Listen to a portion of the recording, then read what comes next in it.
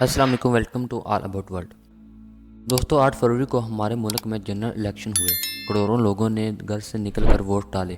ہر کسی کا پورا حق ہوتا ہے کہ وہ جس بھی پارٹی کو سپورٹ کرے، اس کو ووٹ ڈالے، لیکن وہ جس پارٹی کو ووٹ ڈال رہا ہے، اس پارٹی کو وہ ووٹ ملے بھی، یہ سب سے زیادہ ضروری ہوتا ہے۔ لیکن انفارچونیٹلی ہمارے ملک کے الیکشن میں کچھ نہ کچھ ایسا ہوتا ہے جس پر یقین کرنا مشکل ہو جاتا ہے۔ اب الیکشن والے دن کیا ہوا؟ لوگوں نے ووٹ ڈالے، ووٹس کی گنتی ہو رہی تھی، رزلٹ بھی سامنے آنا شروع ہو گئے تھے، لیکن رات کو اچانک رزلٹ آنا بند ہو گئے۔ الیکشن کمیشن آف پاکستان کی ویب سائٹ ڈاؤن ہو گئی، یہاں تک کہ جیو نیوز جو اپنی ویب سائٹ پر ہر حلقے کے لائیو رزلٹ دکھا رہا تھا، ان کی ویب سائٹ بھی ڈاؤن ہو گئی۔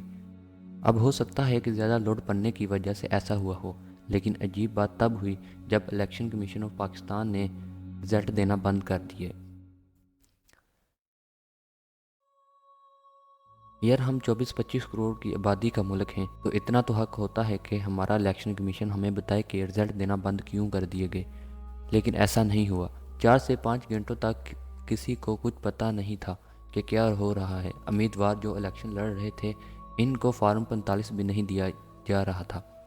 فارم 45 بہت ضروری ہوتا ہے۔ ہر پولنگ اسٹیشن میں جب ووٹس کی گنتی پوری ہو جاتی ہے تو اس فارم پر لکھ دیا جاتا ہے کہ کس امیدوار کو کتنے ووٹس ملے، کون اس پولنگ اسٹیشن سے جیتا اور کون ہارا۔ کسی بھی امیدوار کے لیے 45 فارم حاصل کرنا بہت ضروری ہوتا ہے۔ یہ ایک ثبوت ہوتا ہے کہ اس پولنگ اسٹیشن سے اس امیدوار کو اتنے ووٹس ملے ہیں، لیکن ووٹس کی گنتی پورے ہونے کے باوجود پولنگ اسٹیشن پر امیدواروں کو فارم 45 نہیں دیا جا رہا تھا۔ دوستو، پھر کچھ الزامات لگنا شروع ہو گئے۔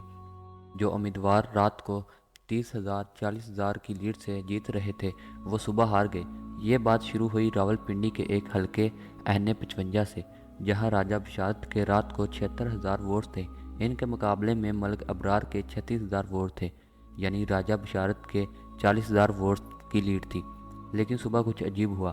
راجہ بشارت کے ووٹس 76,000 سے کم ہو کر 67,000 رہ گئے اور ملک ابرار کے 36,000 سے بڑھ کر 78,000 ہو گئے اور راجہ بشارت ہار گئے۔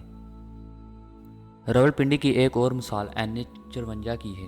اب یہاں دیکھ سکتے ہیں کہ 84% رزلٹ آ چکا تھا اور ارزا مسعود کے 88,000 ووٹ تھے، جبکہ عقیل ملک کے 38,000 ووٹ تھے، یعنی ارزا مسعود 84% رزلٹ کے تحت 50,000 ووٹ سے آگے تھی۔ لیکن پھر کچھ عجیب ہوا۔ اگلے 14% رزلٹ میں ارزا مسعود کے 88,000 ووٹس کم ہو کر 73,000 رہ گئے اور عقیل ملک کے ووٹ 38,000 سے بڑھ کر 85,000 ہو گئے اور یہ جیت گئے۔ ایک اور مثال پشاور کی ہے این اے 28 کی، جہاں 76% رزلٹ کے مطابق ساجد نواز کے 52,000 ووٹ تھے اور نور عالم خان کے 32,000، یعنی ساجد نواز کو 20,000 ووٹس کی لیڈ تھی۔ لیکن پھر سے کچھ عجیب ہو گیا۔ اگلے 24% رزلٹ میں نور عالم خان کے ووٹس اچانک سے 32,000 سے کم ہو کر 1,38,000 ہو چکے تھے اور ساجد نواز ہار گیا، یعنی 76% رزلٹ میں نور عالم خان کے 32,000 ووٹ تھے اور اگلے 24% رزلٹ میں ان کے ووٹس 1,06,000 بڑھ گئے، یعنی عجیب اور حیرت انگیز۔ تو دوستو، یہ تھی ہماری آج کی ویڈیو۔ اگر ویڈیو اچھی لگی ہو تو ہمارے چینل کو کریں سبسکرائب اور بیل کے آئیکن کو پریس کر دیں۔ ملتے ہیں اگلی ویڈیو میں، اتنی دیر کے لیے اللہ حافظ۔